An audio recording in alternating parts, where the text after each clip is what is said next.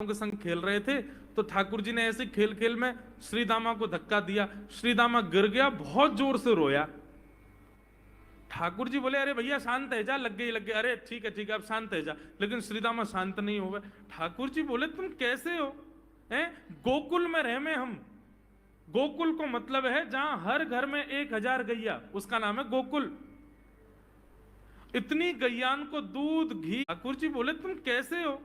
हैं, दूध घी दही सब हमारे घर में होवे। अरे खा पी के ने बढ़िया अपनी शरीर को बनाओ, खेल खेल में लगती रहे, इतना रोवे को कहा मतलब है? तो श्री दामा क्रोध में भर के बोला तू तो राजा को बेटा है लाला, तो को मक्खन खावे को मिले, घी खावे को मिले, दही पीवे को मिले। हम लोग तो बेचारे गरीब ब्रजवासी हैं। हम लोग जितना दूध घी दही बना में सब कंस के लोग ले जा में हमारे यहां से। कंस ने ब्रजवासीन के ऊपर कर लगा रखो है, टैक्स लगा रखो है। कहा कि प्रत्येक ब्रजवासी को इतनो मटका भर के घी दूध दही सब मथुरा भेजना पड़े, हम लोग घर में ना रख सकें। क्योंकि कंस के सिपाही जब आके हमारे घर की तलाशी करें, यदि इतने मटका हमारे घर को प्रसारित हैं, वहां से ज्यादा यदि हमारे घर में मिल गए तो मृत्यु दंड होगा हमारा। कंस ने पूरे ब्रजवासियों को कह रखा है कि हर घर में 4 मटकी से ज्यादा नहीं होनी चाहिए।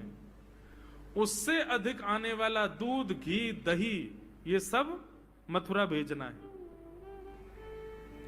और यहां हर ब्रजवासी के यहां 1000 गैया, और 1000 गैयाओं का जितना दूध घी दही होता है उसमें से 4 मटकी केवल घर में रहती हैं, बाकी सब मथुरा भेजना पड़ता है।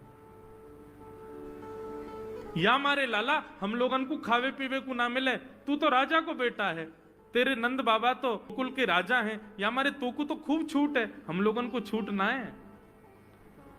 ठाकुर जी बोले ये बात है? बोले हाँ। ठाकुर जी बोले मेहनत करें हम, गैया को पाले हम, गैया को घास खवा में हम, गैया की सेवा करें हम, और दूध पीवे को वो राक्षस कंस। अभी तो मैं छोटा हूं, मेरी बात कोई मानेगा नहीं, लेकिन प्रलय तो अब तक लानी पड़ेगी। और कैसे लाएंगे? बोले राजी राजी यदि मक्खन दूध दही नहीं मिल लो तो चोरी करके खाओ।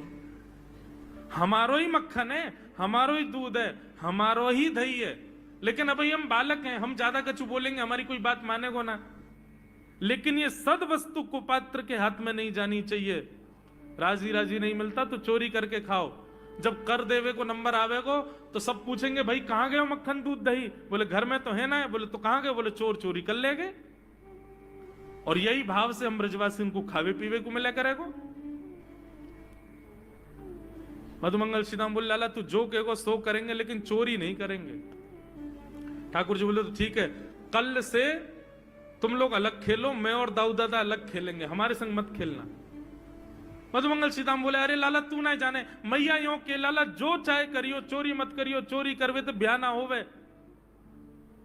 ठाकुर जी बोले ब्याह की पड़ रही है तो है, ब्याह ना होवे।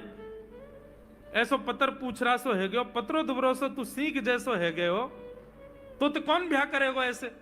अरे ब्याह करना तो ने खाया ने पी ने बढ़िया गाल तेरे बढ़िया होंगे, शरीर ने बढ़िया होगा तभी तो ब्याह होएगा।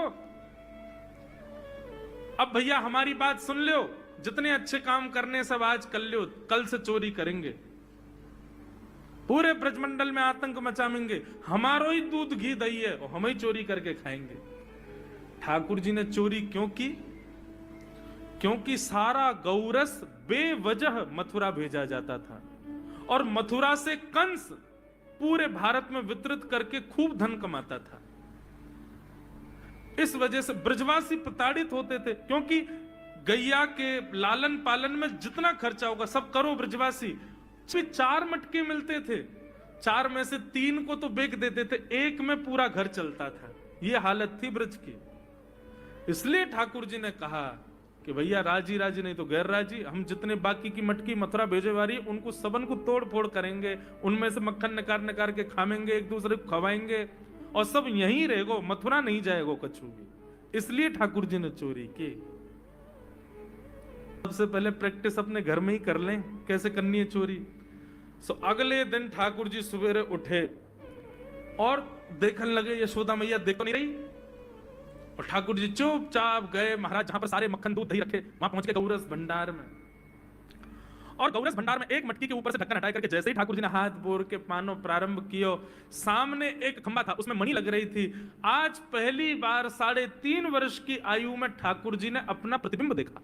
ठाकुर जी ने जैसे ही प्रतिबिंब में अपने रूप को देखा, अपने रूप मणि लग रही थी को देख करके ठाकुर जी बोले, हो घर में चोरी करनी है, तू दारी के मेरे घर में आगो चोरी करवे। ठाकुर जी अपने प्रतिबिंब से बात करें। अब गौरस भंडार में ठाकुर जी की आवाज गूंज रही थी और वो गूंजते हुए रसोई घर में जा रही थी। रसोई में मैया ने सुनी, बोले लाला कहां से बोल रहा है, उठ गयो कन्हैया, मुंह को पता भी ना चली, नूपुरन की आवाज ना आई। मैया दौड़ करके गई तो देखा ढूंढते ढूंढते गौरस भंडार में ठाकुर जी अपने प्रतिबिंब से बात कर रहे हैं। कितनी सुंदर झांकी है ठाकुर जी की। ठाकुर जी मक्खन पा रहे हैं, बोले अच्छा अब आ तो गए हो यहाँ पे, लेकिन सुन चुपचाप चोरी करके भाग जाइयो, मेरी मैया बहुत मारेगी तोकू। बाकू यदि पता चल गई तू चोरी कर रहा है तो को उखलते मान देगी, मेरी मैया बहुत मारेगी, चुपचाप चोरी करो, निकलने यहाँ से। ठाकुर जी चोरी की बात कर रहे थे, यशोदा मैया ने पीछे से सुनी, लाला ओ कन्हैया। ठाकुर जी घबरा गए, मैया कैसे आ गई। हाँ मैया, कौन सी बात कर रहा तू। अरे मैया देख हमारे घर में चोर घुसायो। अपने प्रतिबिंब को दिखा करके ठाकुर जी कह रहे, देख मैया हमारे घर में चोर घुसायो, जो चोरी कर रहा हो हमारे यहाँ के मक्खन की, तो मैया को पकड़वे आयो। नन्हे से गोपाल जी, बहुत मधुर लीला। मैया हंस भी रही है और क्रोध भी कर रही, बोले अच्छा जो चोरी कर रहा हो, बोले हाँ चल याकू तो मैं पकड़ लूंगी, लेकिन ये बता तेरे हाथ में मक्खन कैसे लगो, तू तो याकू पकड़वे आयो ना। अब मैया याकी मैं कहा बताऊं, तेने मेरे हाथ में पद्मराग के ऐसे ऐसे बढ़िया कंगन पहना रखे हैं, कड़ूला पहना रखे हैं सोने के। जब मैं धूप में निकलूं ना तो धूप की किरण से मुंह को बहुत जलन है जाए हाथ में। तो कल मेरे सखा मधुमंगल ने मुझसे कही, बोले लाला जे जलन तेरी दूर रह जाएगी, तू मक्खन में हाथ बोल लियो अपनो, सो तेरी जलन दूर रह जाएगी। क्या भैया जलन हटावे के काजे मैंने हाथ बोलो है। मैया बोली अच्छा चल लाला, यहाँ तो तेरी जलन नहीं रही और यहाँ पे यहाँ मक्खन कैसे लगो। ठाकुर जी बोले मैया मैं अपनी जलन दूर कर रहा हूं, इतने में जन खाते मक्खिया के मेरे मुंह पे बैठ गई। बाकू उड़ावे के काज मैंने जैसे मुंह पे हाथ किया सो मक्खन मेरे मुंह पे लग गो। मैया मैया बोली लाला तू चोरी भी करने लगो और अब झूठ भी बोलने लगो मुझसे। ठाकुर जी ने बाल बालों से कहा भैया मिशन फेल हो गया, घर में तो चोरी नहीं कर पाए हम, अब दूसरे के घर में दावे बोलो। एक दिन महाराज ठाकुर जी का जब आतंक खूब बढ़ गया गोकुल में, सब गोपियों ने जाकर के मैया से शिकायत करी, बोले मैया अपने लाला को संभाल लो, नहीं तो काव देना हम देख लेंगे, और फिर हमसे मत कहियो कि तेने मेरे लाला से क्यों कही। मैया बोली कहा क्यों मेरे लाला ने। गोपी बोली ये बस सुन लो और यूं बताइयो कहा ना करे तुम्हारा लाला। देख मैं 3.5 बरस को है, बाकी पेट में इतनी बड़ी बड़ी दाढ़ी है वाकई, मतलब बलवान है क्या, सब जानकारी है या कुछ छोटो बालक मत समझियो। गोपियों ने जाकर के अपनी अपनी दुख दर्द सुनाई मैया को। मैया बोली अरे भैया मेरे लाला को मक्खन की कोई कमी थोड़ी है, मेरे लाला को दूध की कोई कमी थोड़ी है, मेरो लाला चाहे तो मक्खन से नहावे दूध में नहावे, इतना मक्खन दूध दही मेरे घर पे, तुम्हारे यहाँ क्यों चोरी करेगो। अरे कई बार बालकन को अपने घर को भोजन बढ़िया ना लगे, दूसरे के घर को बढ़िया लगे, अगर बार ने तुम्हारे यहाँ की नेकात मक्खन खा लिया तो वहां में इतना रो क्यों रही हो। मंडली है और पूरी रजिस्टर्ड मंडली है, बाल गोपाल चौर प्रचार